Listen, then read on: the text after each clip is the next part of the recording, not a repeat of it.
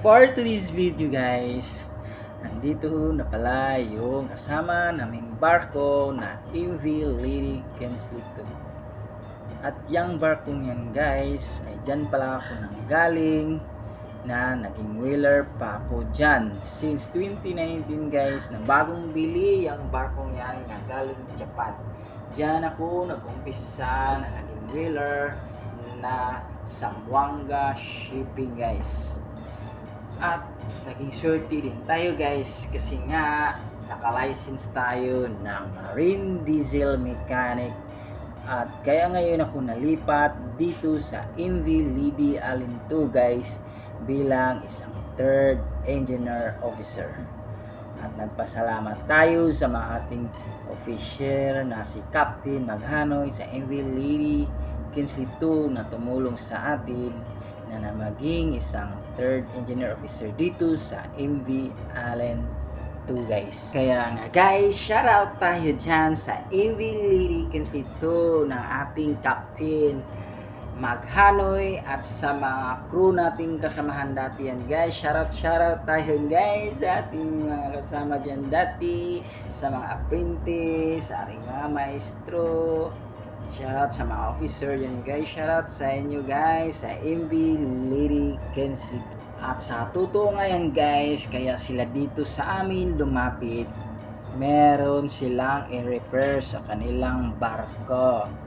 Syempre yung ship nila guys may sira, kaya dito sila mag-shipside sa amin para matulungan ang ating maintenance welder, para pagtulungan din sa kanilang maintenance welder at sa iba pang tauhan guys.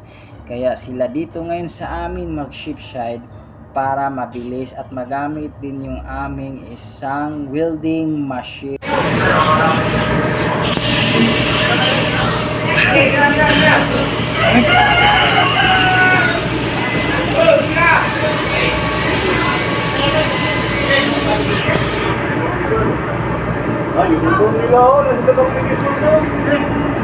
Jersey lagi? Jersey. Apat ko nasa ka na lang.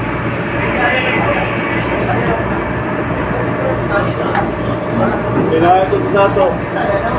Pati ang bugi ko. Sir. Uy,